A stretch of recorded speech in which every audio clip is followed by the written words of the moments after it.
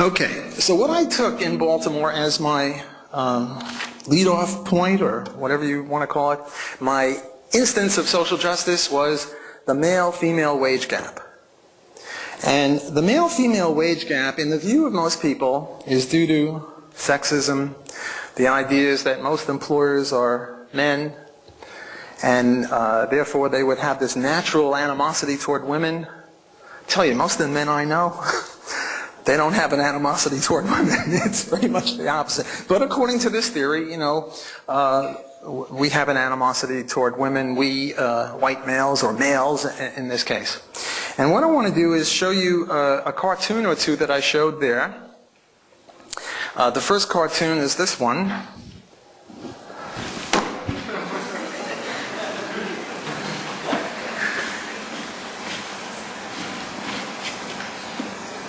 Boy, it's not really as clear as it could be, but is that the best we can do, Clinton? Okay, well, I've got other diagrams that are more intricate than that one, and I'm hoping that I can get a better focus. Okay, so that's one explanation of the male-female income gap. Here's another one. This one I didn't show, but it's, and this one says, I feel like a man trapped in a woman's salary. It's another way of saying the same thing.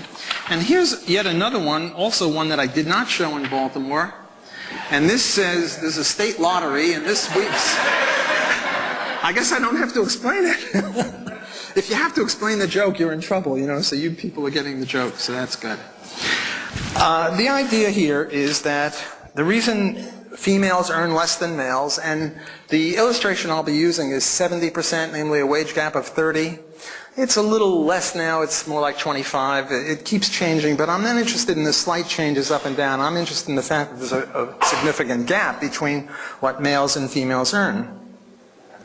And the usual explanation is due to greed or capitalism or male employers or something like that. Women are victims of a wage gap. It's due to patriarchy, sexism, whatever.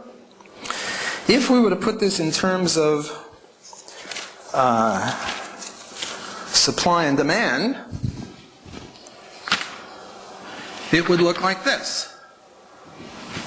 Here we have wages and quantity of labor, and the demand curve over here is the demand curve assuming no discrimination. And that's what the wage would be. And there is no discrimination against males, so the wage of males is what it would be with no discrimination. But employers, because they're horrible people, shift their demand curve to the left for women workers, female workers, and thus the demand for female workers is less than it otherwise would be, and that explains why we have the lower wage. Let me give you a few quotes to support this sort of a thing.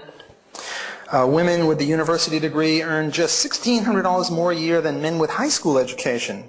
Working women who graduated from university earn just $4,000 more annually than men with less than grade 9 schooling. Here's a quote from some famous economist. Quote, jobs held by women are valued less than those held by men, which accounts for the wage gap. That's it.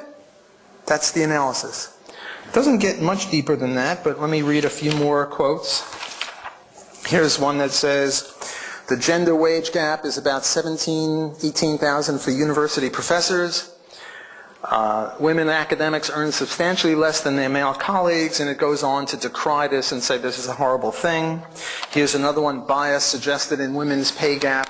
I'm sure that if you had scissors and a little time, you could come up with dozens of things like that just in the last month complaining about this. Here's one from the New York Times given to me by my colleague, Bill Okander. You'll remember this one, Bill? Why is her paycheck smaller? And it has this wonderful graph, and it shows that people women have lower wages in a whole myriad of jobs and occupations.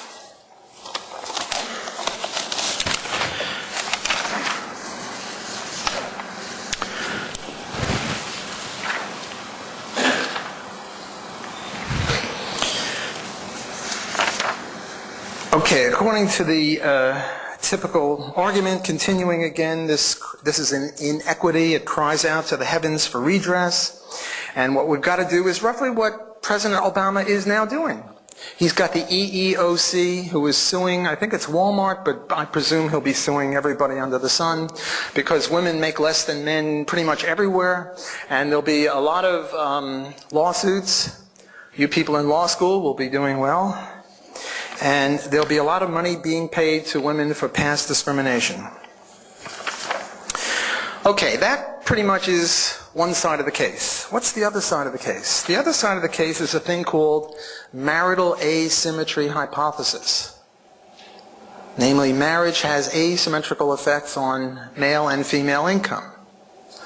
Marriage enhances male income and reduces female income, and that's the biggest cause of why men earn more than women. Namely, it's got nothing to do with capitalism, greed, male chauvinist piggery, or whatever. There is an asymmetry. Now, what I'm going to do is take a little survey, and I took this very same survey in Baltimore, so I'm going to do it again, and I'm going to give you 3 choices. It has to do with household cleaning and cooking and child rearing and getting up at 3 in the morning when the baby is sick, and shopping and gardening and all that sort of stuff. Cooking and washing and everything done in the household. And I'll give you 3 choices. 1, the husband does more than the wife. The other, it's roughly equal. And the third, the wife does more than the husband. Now, I want you to, if you're married, answer this in terms of your own marriage. If you're not married, answer this in terms of the marriage with which you're most familiar, presumably your parents' marriage, or if you were brought up by some other couple, well, then their marriage. Okay. And now, if equal, it doesn't have to be 50-50 exactly. It could be, 45 to 55 either way. If it's close, we'll call that equal. Everyone with me? Okay. Raise your hands if the marriage that you're most familiar with, the husband does more of the housework and house cooking and cleaning and stuff like that than the wife. One liar. No, I'm kidding. I don't know you. I assume that you're telling the truth. Okay. But there's only one, and the group is about 100 people or so, give or take. I don't know, but it's a big group, and only one takes that view. The second choice is it's roughly equal, somewhere between 45 and 55. Raise your hand if the marriage that you're involved with is, okay, we've got maybe 15, 20 people, 25. It's hard to tell, and I'm not going to count. But I rely on you to give veracity to my count. There's somewhere around 20 people, 25 people. Now raise your hands if the wife does more than the husband, significantly more. Okay, now we got 80%, 75% of the group. Okay, now when I was in Baltimore, what I said, remember this is right after, what's his name, had won all those swimming medals, Michael Phelps. I try to introduce this concept of alternative or opportunity costs. And I said that whenever you do anything, it always comes at the cost of something, namely other things that you could have been doing that you would have done better or more had you not been doing the first thing. So I said that Michael Phelps is probably not a world-class cellist. Why? Because in order to be a world-class cellist, you've got to play the cello, I don't know, 6, 8, 10 hours a day. And if you're in the pool 6, 8, 10 hours a day, they don't allow cellos in the pool. It gets the rosin, it's all messed up.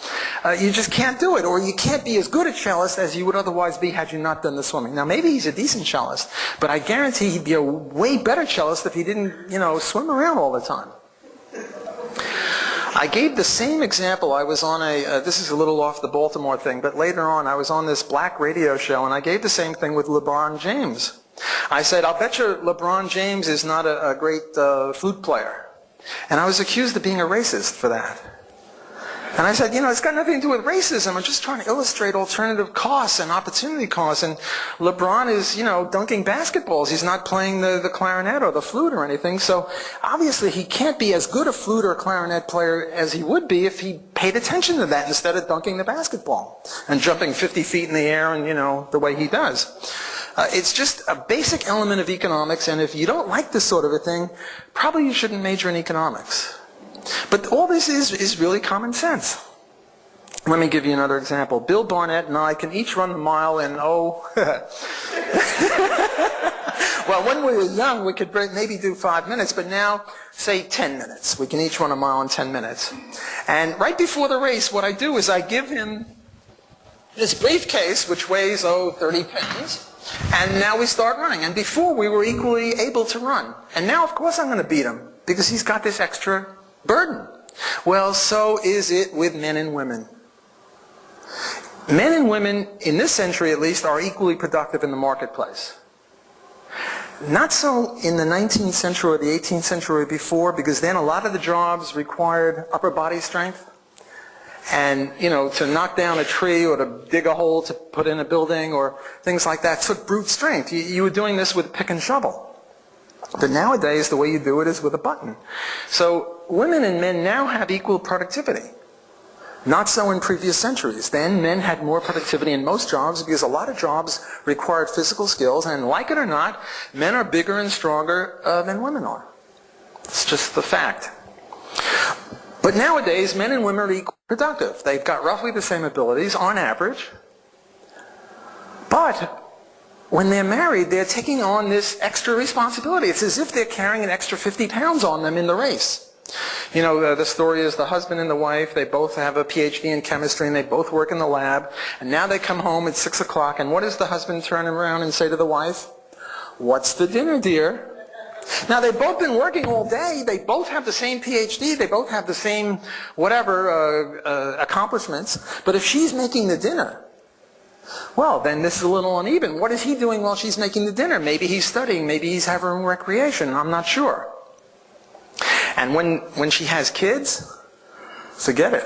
If she was taking 60 or 70% of the household before the kids, she's taking way more when there are kids. And apart from breastfeeding, which obviously only she can do, women are much more involved in kids, and I'll get into that a little bit later.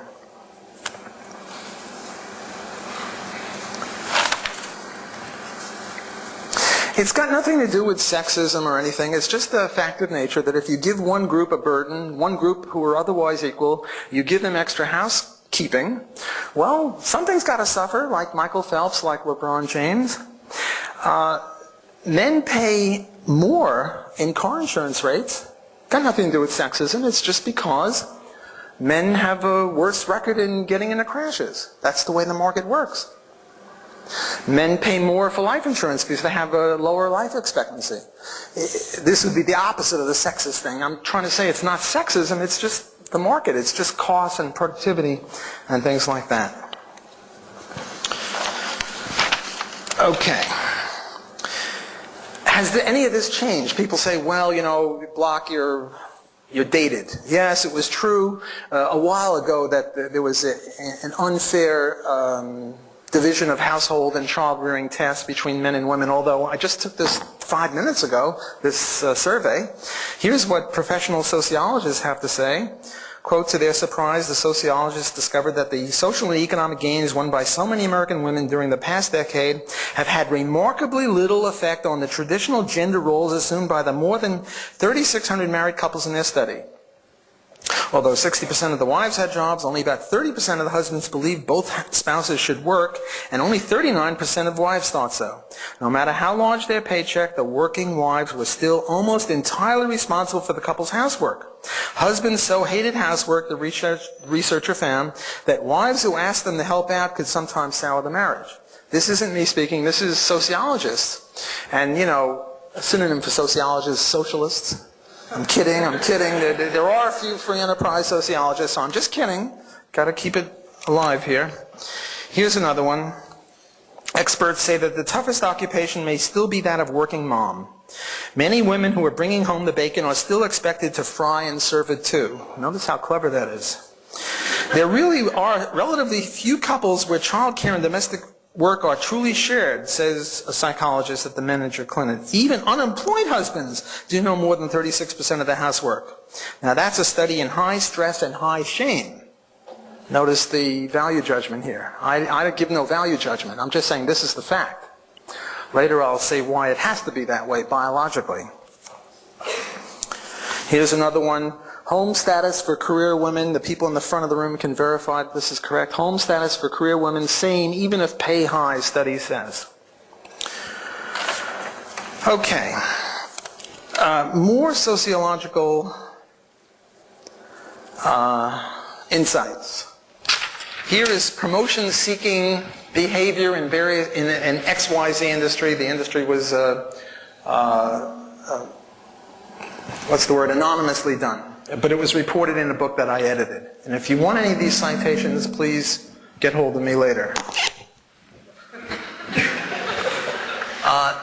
What we're saying is that males have higher motivation to get a raise. Why? Because if you get a raise, then if the machinery breaks down at 3 in the morning, you got to get in there. And if you've got kids to take care of, you can't. So more men are trying to get these promotions. And especially with regard to married people, the difference is very big among married people. Here's some more evidence, if you will. Occupational primacy in this XYZ industry. Would you give up your job if a spouse's job required a move? 4% of the men said yes, and 53% of the women said yes. Spouse would give up job if respondent's job required a move. 92% of the men said yes, only 55% of the women. Respondent's job more important, spouse's job more important. You get the idea. And this is yet another reason why the male-female income ratio is the way it is, and it's got nothing to do with sexism or any of that capitalism stuff. It comes from the fact of unequal job sharing. It comes from the fact, let's talk about the pink-collar ghetto for a while. If you know that you're going to have 3 kids, and you're going to be out of the labor market from the day that the first kid is born, and you space them every 3 years, and you're going to be out of the labor market or only in it part-time until the last kid is 6 or 7 and can go to school full-time, 9 to 3, well, that's 10 or 15 years or 12 years, depending upon how you space the babies. Is it sensible to go into an industry where the human capital will atrophy, where there are discoveries every day, and if you're out for 12 years or only in part-time for 12 years, you're going to lose a lot? No, you don't go into computers, you don't go into physics, you don't go into chemistry where things change. Rather, you go into nursing or being a secretary or a nurse or things like that. And it just so happens that those professions or occupations pay less. But again, this is not due to the market. This is a rational development on the part of people who want to maximize their lifetime earnings. Okay, I've now given you the case. Is this better? I've now given you the case for thinking that there's nothing untoward going on. It's not evil capitalism. It's not discrimination. It's just due to choices, voluntary choices of men and women. And I'm now going to offer you 2 proofs or bits of evidence or something like that to buttress this. The first one is logic. I wish I could make this better. Maybe that's better. Now, I'm going to assume that the men and the woman each have a productivity of $10 an hour. And I'm going to assume, what the hell did I do?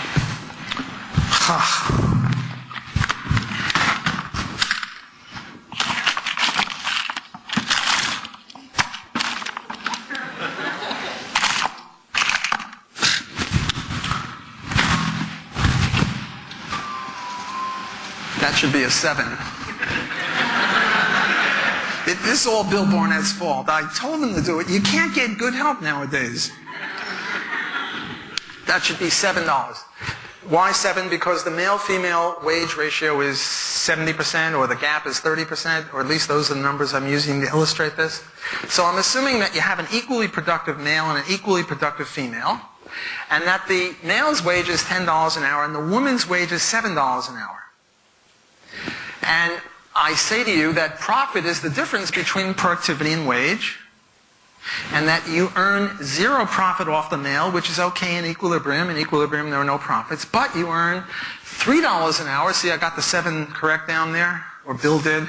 He just missed it up there. Now, I ask, is this sustainable? And the answer is nonsense. This is the feminist view. This is what people who say that there is a male-female gap and it's due to something untoward, that's what they're saying. They're saying that the male and the female are equally productive, which I'm willing to grant on average, men and women are equally productive. And they're saying that the male wage is 30% higher, or the gap is 30 cents or $3 an hour, which means, if it means anything, that you can earn a lot of profit off of a female. A female as if has a little sign on a lapel, hire me and make an extra $3 an hour. Right? Isn't that what that means? Isn't that the logic of the argument? That if you hire a woman under these strange circumstances, you make an extra $3 an hour. That's not sustainable. If you can make more money hiring a woman, and I'm a male chauvinist pig and I refuse to have anything to do with women, I don't want to hire them, they should be barefoot, pregnant in the kitchen, the whole business, I don't want to have anything to do with them, I'll go broke. I'll go broke because my competitors will say, I don't care, women, men, I'm just discriminating in favor of the color green as in money. And I'm going to hire the woman and underprice you and drive you out of business, you rascal. Now, I don't say that there's no such thing as sexism, or later on I'll get to racism, but I say that the market stops this. The market is the solution to the problem of sexism. If there is any in the first place, which there isn't. But if there were, the market would tend to drive it away. Will it always succeed fully? No. We're never at equilibrium. But there's always market forces grinding away at people who hire higher-priced workers when they could have got equally productive lower-priced workers. It's just not sustainable. Now, some people are convinced by the logic. Other people, logic schmogic. Let's talk about a little empirical evidence here. What's going on here? What's going on here is if you want to test, and I don't like these words, they're based on neoclassical economics. I'm an Austrian, so I don't go for testing, I don't go for evidence. This is an illustration. But if you wanted to test this, what you would do, or if you want to illustrate this, better said, what you would do is, remember, my thesis, not original with me, but the thesis that I'm articulating is that it's due to marital asymmetry. It's the marital asymmetry hypothesis. So what you do is you take people who have never been married, and you look at the male-female ratio of people who have never been married, and you come up in Canada in 93. It's the same thing for the last 20 years, and I'll show you a diagram to prove that, and it's the same thing in Canada. I just happened to be in Canada when I did this. The ratio is 99.2. Now, I tell you, when you get 99.2, that's unity. I mean, when you deal with statistics, you never get exact perfection. The statistics are a little wonky. I mean, it's the government who's collecting them. How much can you trust government statistics? But even on their own bloody statistics, there's no wage gap. Whereas the wage gap for the ever married is gigantic. And the point is that there are more ever marrieds than never marrieds. And what I mean by never married is never married. Not married and then divorced or separated or widowed or anything like that. And it's very difficult to get these census people to talk about never married status. They only talk about singles. Sometimes you get it, but you have to like pull teeth to get it. My co-author and I were in a competition with Walter Williams and Thomas Sowell, about whom I'll have a lot more to say later, as to who could get a higher ratio for females to males. And I think we beat them. We got 109.8. Namely, females were higher than males by 9.8%. But you see, in statistics, what you're going to get is somewhere between 0.8 and 1.2. It'll vary. You never get pure 1.00 wage gap. You just don't get that. Anyone who's dealt with statistics knows that it's not a perfect thing like the logic that I just gave before. Looking at the other one there, you get a 93.4 for the never marrieds. And then what we did is we took age as a proxy for marital status. And we said, well, people between 16 and 24 probably have never been married, or at least very few of them have been married. And we look at the ratio, and we find 94.8, which again is virtually no gap. So if those of you who don't like the logic, maybe will like the statistics. See, this is a very telling thing, because according to the marital asymmetry hypothesis, it's very easily understandable. If you're married, the woman makes less because she's got more of a care, more of a weight on her back in the race. If you're unmarried, or between 16 and 24, which is a proxy for being unmarried, it's roughly equal. It ranges from 0.8 to 1.2, up and around that range. Namely, there's no gap. It's very incompatible with the other hypothesis. I mean, the other hypothesis said you know, all women, because of their biology or their plumbing, we're against them. But why would there be such a gigantic difference between ever and never marrieds? There wouldn't be on their theory. So their theory is got problems. Here's another one. Another implication of this is that there are certain industries where there is a disproportionate number of females in them. Think banking, insurance, law, things like that. And there are others, mining, farming, where it's mostly men. And according to that, according to the other theory, there should be bigger profits in the area where there are females. But if there are bigger profits in the area where there are females in those industries, well then capital would tend to move out of the male areas and into the female areas because there'd be higher profits. So again, this is a very untenable, unsustainable hypothesis, and I think we have to reject that hypothesis. Here's another one where you standardize for children, and you can see when there are children in the picture, the ratio goes down because children are more of a burden on the mother. I don't say a burden in a bad sense. These are ideas that are voluntarily taken upon. I'm just saying that if you're looking at productivity in the market and they have children, well, other things equal, children will lower your productivity in the market because children are a pain in the neck. I mean, you know, they take a lot of time. And here is that diagram where I was going to show you that nothing changes. The ratios are the same. This is 1941, 51, 61, 71, 81. I haven't done it recently, but the ratios are about the same. You can see that this one up here is the never marrieds, and this is the all, and this is the never married, the ever married. You get that? So it's a flat kind of a thing. Nothing changes. This is based on biology or sociology or something, and nothing changed in 50 years, and I don't think anything ever will change. There'll always be a female-male wage gap, and it's got nothing to do with capitalism. Okay, that's the end of my first subject, the male-female income gap. I'm now going to be a little bit more radical, and I'm going to talk about the glass ceiling. The glass ceiling is much more radical, and then I'm going to get into the racism stuff, which is even more radical than that. So hold on to your hats or your seats or whatever you're supposed to hold on to. Okay, what's going on here? What is a glass ceiling? Well, a glass ceiling is the idea that women can rise, but they sort of get stuck right there. And right there is not the president, it's sort of the vice president. Right? They can get up there, but they can't really get up to the male level. There's a glass ceiling keeping them down. When Hillary was running for president, people were talking about the glass ceiling. Although in politics, there was Indira Gandhi, there was Golda Meir, there was Margaret Thatcher. There were a few. But if you look at how many prime ministers or presidents of countries there have been, you can name them on the fingers of one hand. And this is for the last, I don't know, throughout all history. And we've got 200 or 300 countries for many, many years, and you can only name 4 or 5. That's a glass ceiling. So even though a woman sometimes can get up there, we would count that as a glass ceiling. Okay? It doesn't have to be a perfect glass ceiling. By and large, women are prevented from getting to the very tippy top. Now, there are various theories as to why this should be. And the leftist theory or the feminist theory or the incorrect theory is that it's due to the usual standbys, the usual thing, you know, it's a male plot, it's patriarchism or whatever. I want to offer a very different theory.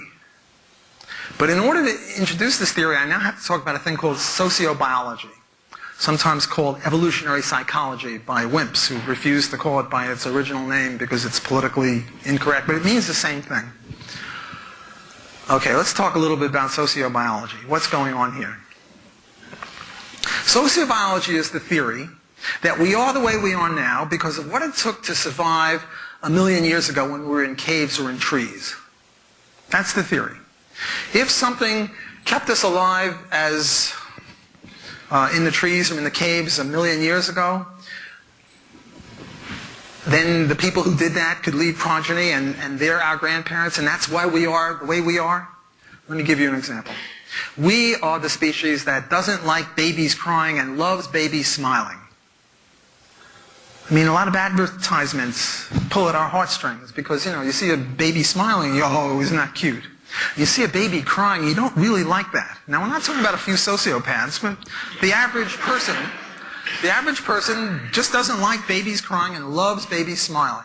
And isn't that cute? That bit.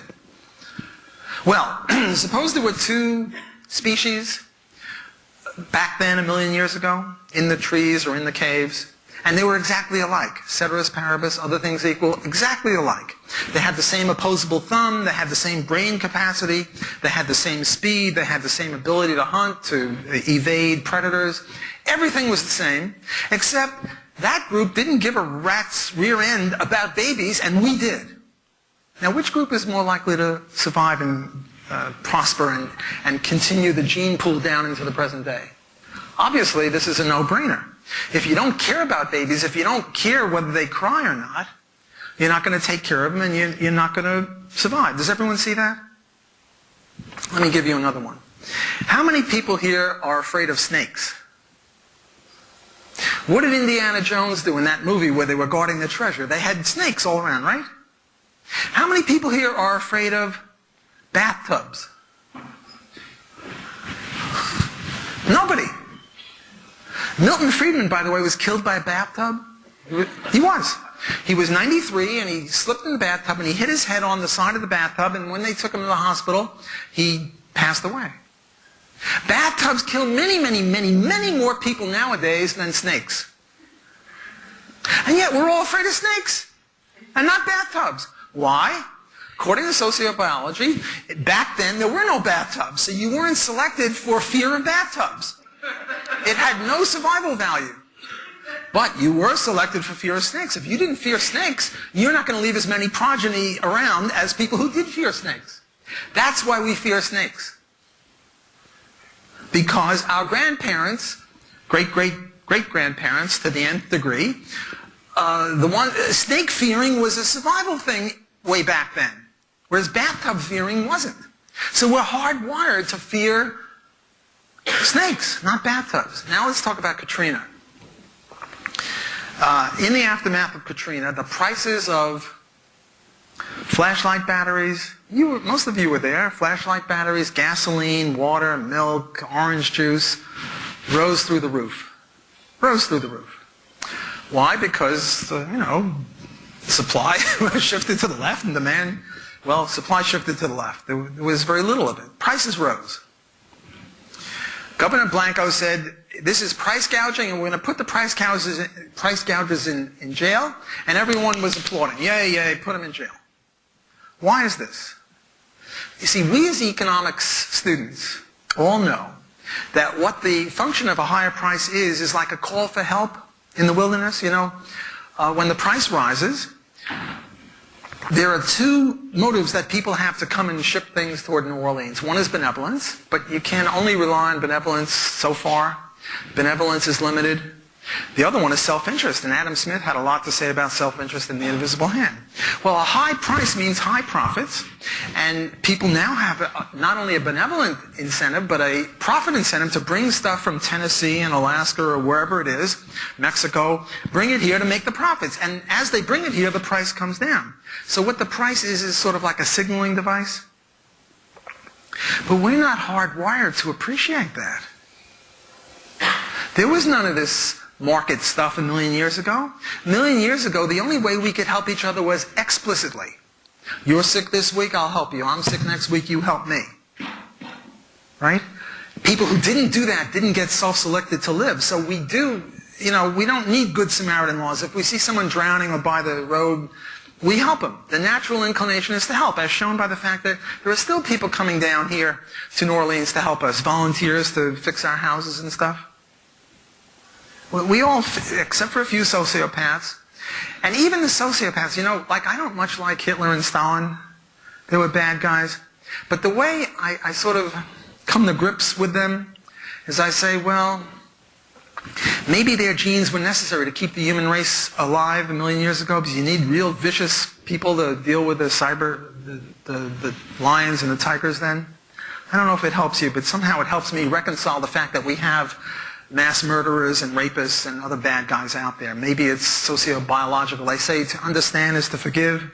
Well, maybe to understand is to not let it bother us so much that there are bad people out there. I don't know if that helps, and it's a little off the point. Let me get back to sociobiology. Another example. Take this feminist nonsense where they talk about, Amazons.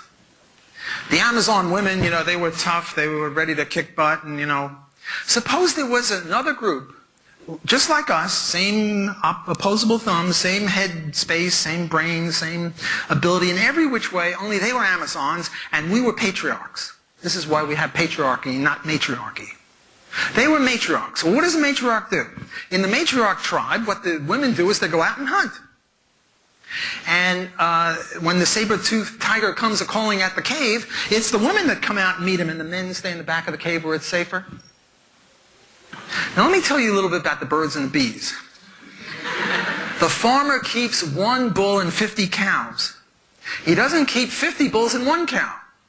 Why? Because 1 bull can do the business. You don't need the other 49. The other 49 are good cannon fodder. But you don't really need them. Look, in World War II, Germany and Russia kicked the crap out of each other. At the end of that war, there were hardly any men between the ages, 15 and 60, who were around and capable of doing the business.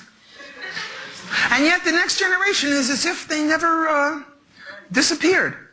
Imagine if the war was fought by women, and now there was no woman between the age of 15 and 40 alive. Would there be a next generation in Germany and Russia? No. Women or female cows are the limitation on biology, not men. Men are good cannon fodder. We're not needed that much. Women are the precious commodity, biologically speaking. So if you had this tribe that were matriarchs and Amazons and the women were fighting, well, do you think they're going to last? No. If the women, just like the Germany and the Russia case where the women fought, this other tribe would not exist. The reason we're patriarchal is because we're descended from a bunch of people who sent the cannon fodder men out to fight and do the hunting, which was more dangerous than the berry picking. Okay, I've now introduced sociobiology. I now want to introduce something else, and a lot of people are going to boo. It's called the normal curve, and remember at the beginning of my talk I said if you can't talk about these things, how can we solve any problems? So please bear with me, don't boo too harshly. I'm going to use a normal curve, and here are 2 normal curves. The top one is men. The bottom one, wait, do I have that?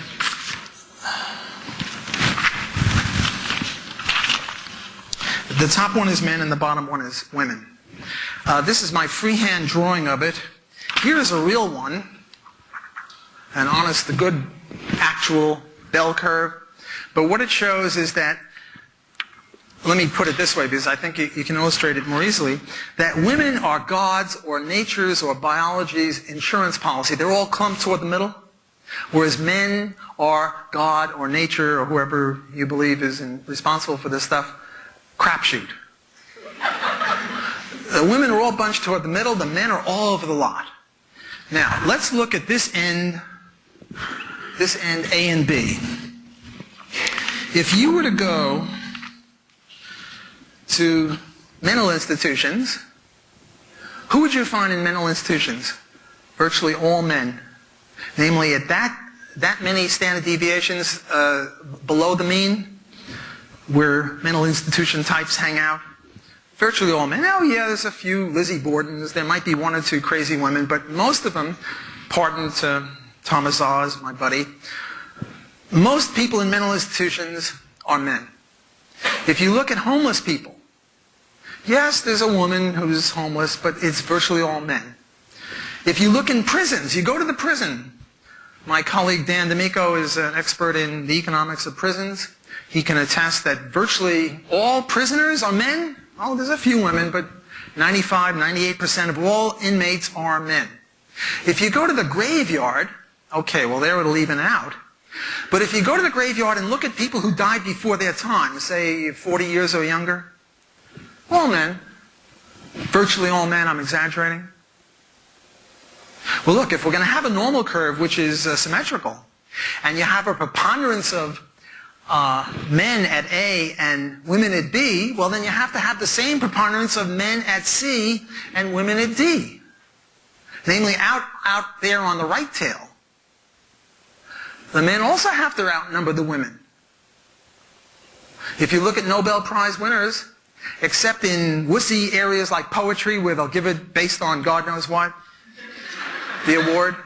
But if you look at math or economics or medicine or biology or chemistry or the Fields Medal in math, it's all men.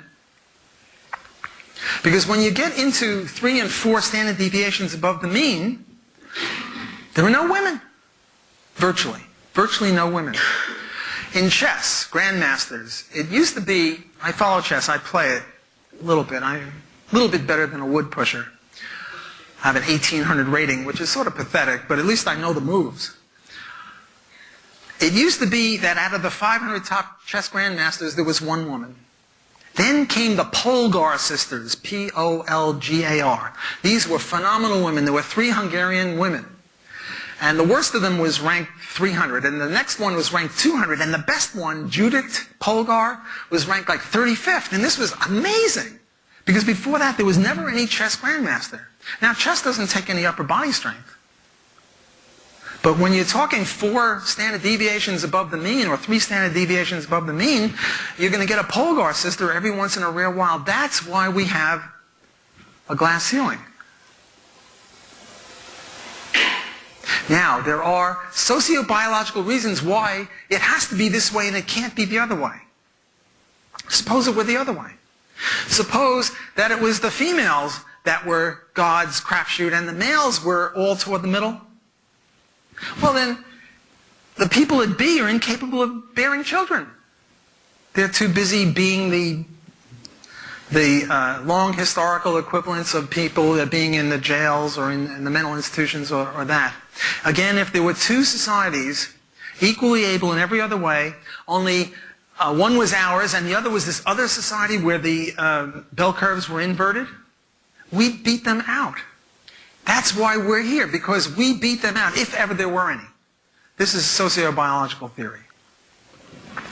So, again, the fact that, oh, here's one more I forgot to give. I must do this. Here's this thing from USA Today, and it goes 40-0. 5 actresses face down the big 40. This is 3 or 4 years ago. We're talking about Meg Ryan, Susan Sarandon, Julia Roberts, Naomi Watts, Halle Berry, Catherine Zeta-Jones. And what it says is, Nicole, Naomi, Catherine, Halle, and Julia could force Hollywood to grow up. Now, what does this mean? What this means is that when a woman turns 40 or 45, she no longer gets the ingenue roles. She no longer gets the role of sex goddess or whatever. Now she gets the role of mother, right? Or big sister or something like that. Why is this? Is this Hollywood sexism? Let's go back to sociobiology. Suppose that there were 2 societies, one like ours, where you look at a 20-year-old girl and say, whoop-de-doo. Most guys do that. I hate to clue you in, but that's what they do. That's our society. But in this other society, they see a 65-year-old woman, they say, oh, wow, got to get that 65-year-old woman. Oh, here's a 20-year-old, oh, not ripe yet. Now, what prognostication do you people have for such a society? They're not going to have many babies, right? Because getting back to the birds and the bees, when you're over 40, you can't have kids anymore. And societies that revere the sexuality of women that are 50 and 60, look, they look pretty good to me. I'm 67. These women are 45. They look pretty good. But a society based on that will not survive. Our society beat them. Let me give you one more example. There was this case where 2 actors, very, very good-looking actors, but not famous, actors as good-looking as George Clooney, Tom Cruise, and Robert Pattinson. I don't know who these people are, but somebody said that they're the sex role models. On the one hand, and Britney Spears, Paris Hilton, and my favorite Marilyn Monroe, which dates me a little bit. Two very good-looking actors, a male actor and a female actor. They were given the same script and let loose on a college campus, and the script was, they would each go up to a member of the opposite sex, and they'd say, "Hey, I've got this motel room over there. How'd you like to spend 2 hours with me doing what comes naturally?" Guess what the results were? The woman got about 98% yeses. The man got 2 or 3. Why is this? Well, sociobiology. Women have only got eggs from age, 14 to 38 or so, times 12 is a couple of hundred eggs. Men have got a lot more sperm than that. Men are much more willing to give them out indiscriminately, to share them because they're cheaper, because you've got a lot more chances at life than women do. Just biology. This sociobiology explains a lot of male-female interactions. It's based on biology. It's not based on capitalism or anything like that. It applies in every culture. I mean, in the communist culture, I'm sure that the 50-year-old women were not the sex goddesses. Okay.